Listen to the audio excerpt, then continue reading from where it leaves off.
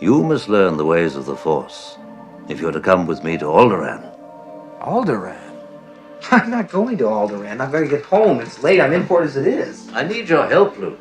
You may have heard the story about a young dreamer on a forgotten planet who's called to go on an intergalactic journey to discover his inner powers and save the galaxy from a sinister empire. Or maybe it's an idealistic computer programmer who's called to awaken from his artificial reality to discover his inner powers and save humanity from robot enslavement.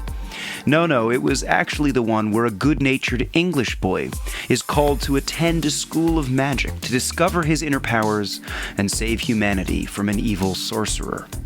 Star Wars, The Matrix, Harry Potter, and thousands of other popular culture staples all follow the archetypal story structure known as the hero's journey. A protagonist faces a call to adventure, and with the help of a mentor, he or she must travel to a strange world, then make the ultimate sacrifice before the hero can return home to destroy evil, save the world, save Barbie World, or in one strange example, eat a White Castle hamburger. Mythology expert Joseph Campbell first brought the hero's journey to public attention with his 1949 book, The Hero with a Thousand Faces, where he demonstrates that many of the oldest human stories also follow this pattern. Arthur's Sword in the Stone is a great example, as are many of the Greek mythologies like Hercules. It may come as no surprise then that some of the earliest hero's journey stories can be found in the Hebrew Bible. The very first of these examples not only defines the biblical vision of a life of greatness, but it just may subvert the entire genre and transform our definition of what a true hero actually is.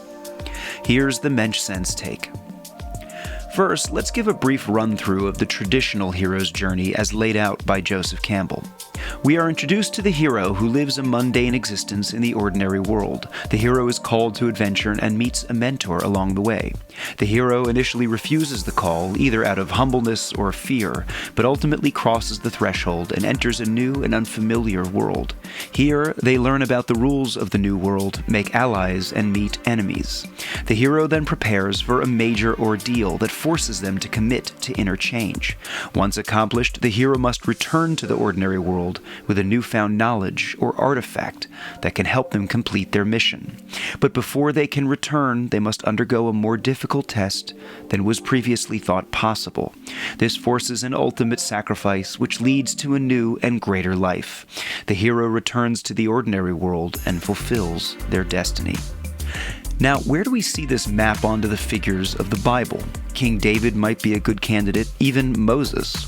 But while these figures go on their respective journeys, they don't quite hit every beat. Instead, the earliest and most complete biblical hero's journey is that of the story of Jacob. Here's how it plays out.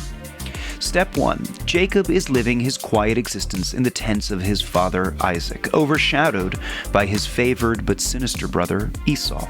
The call to adventure comes when his mother Rebekah tells him that Isaac is about to give the hereditary spiritual blessing to his brother.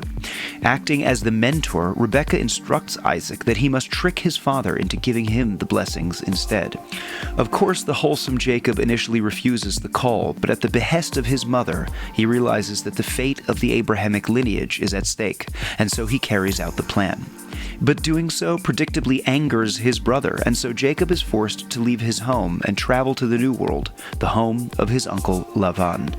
On the way, however, he has a dream about the ladder and the angels, a metaphor for Jacob's ability to bridge the heavenly and earthly dimensions. He tests out his newfound powers by removing a massive boulder from a well. He encounters friends, in this case they are his 4 wives and 13 children, as well as his enemies, here played by Lavan. After many years amassing a great fortune, Jacob then commits to a difficult ordeal, leaving Lavan's house that leads to a victorious confrontation between him and his uncle. Then Jacob and his family prepare the arduous journey back home, where he is told that his brother Esau is waiting for him with a large army to destroy him. This is the ultimate test, played out in the encounter where he wrestles with an angel. According to rabbinic tradition, this is none other than the angel of death, and this ties in very nicely with the moment of greatest sacrifice. He comes out on the other end, acquiring a new identity as symbolized by his new name, Israel. He easily wins over the heart of his vengeful brother, and Jacob returns home as the rightful heir to the Abrahamic line. It's a fitting story for the patriarch whose name Israel continues to identify the Jewish people. But there's something strange about this hero's journey when compared with later ones. In almost every typical hero's journey, the hero begins in the normal world, comes of age in the magical world, and ultimately returns to the normal world. But Jacob actually does the opposite. He grows up in the home of the spiritual giant Isaac. Jacob is by nature an internal, heaven-oriented person.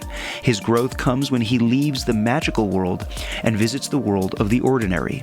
In the home of his uncle, he learns to do very normal things: get married, have a family, and get a job. By the time he returns home, his character arc has not left him with some great artifact from the magical world. Rather, he returns home with the trappings of a very physical life. The biblical hero's journey turns the genre on its head because, in truth, the Jewish people see their lives in much the same way. Humans originate as non-physical souls, whose purpose during their visit to Earth is to learn how to turn the mundane into the holy. Jewish commandments are focused around very physical things: eating, having families, making money, and giving charity, because that's the whole reason for existing in a physical state in the first place.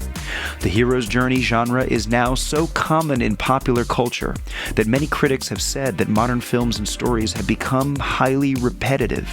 The same tropes are copied again and again because the mythical structure is an easy way to create a compelling story. Perhaps this inverted hero's journey of the Torah can reinvigorate the tiring genre. But more importantly, perhaps it can inspire us to appreciate that we don't need to visit magical worlds to become heroes. Instead, it's the very ordinary lives that most of us live, which have the greatest potential to turn all of us into real heroes. And that makes mensch sense.